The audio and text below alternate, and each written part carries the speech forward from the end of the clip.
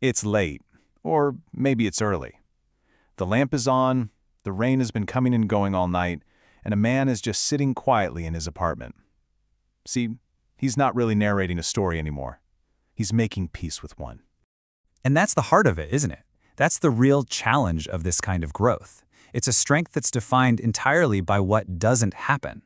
So, how could anyone ever see the work you put in? I mean, you don't have a story to tell about the fight you avoided, right? You can't point to the exact moment you chose silence over that perfect, sharp reply. All you have is this collection of quiet exits and swallowed words that kept things from breaking. And that kind of growth, the kind that looks like nothing at all, well, that's the hardest kind to trust. Let's dig into this a little more, because this is where the profound disconnect is, between how this quiet strength looks to the world and what it actually is on the inside. This is the huge gap in perception. From the outside, like we see here, a man who doesn't argue back, he can look weak. A man who walks away, well, he looks like he's running. But the reality inside is the total opposite. It's the result of being intensely aware and making a very conscious, very difficult choice. And this is so crucial. This quiet isn't because he was ignorant. It's not because he missed the insult or didn't care about the unfairness of it all. Oh, he saw it. He felt all of it. He was just done paying a price that just wasn't worth it anymore. And here, in the quiet, this is where it all finally lands. All of that holding back, all those moments where you chose peace over being right, that's not weakness. It is the furthest thing from it. That's the strength to absorb a hit without having to give one back. To feel that fire of anger inside you and just not let it burn everything down.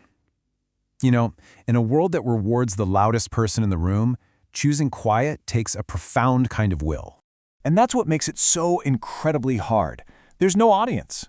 Nobody's going to pat you on the back for the disaster you prevented or the relationship you saved just by taking a step back. It's a victory without any witnesses.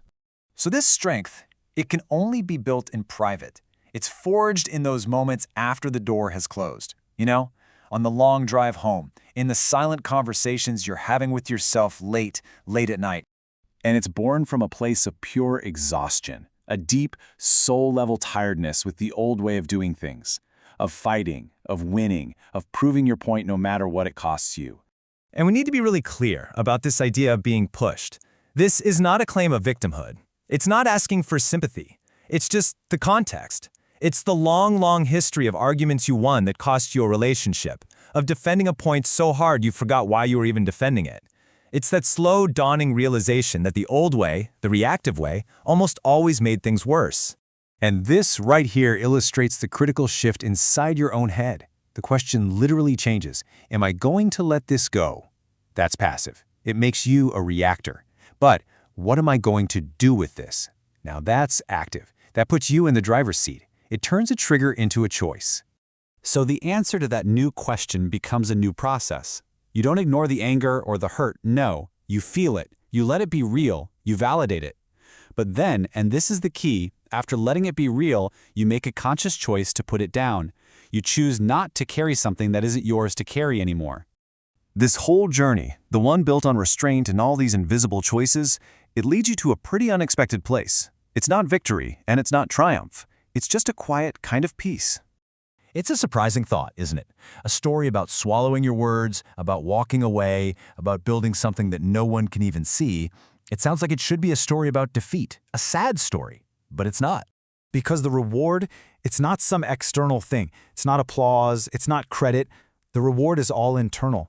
It's this deep sense of ownership over a piece of yourself that you built in private, a truth that you earned and that is yours alone.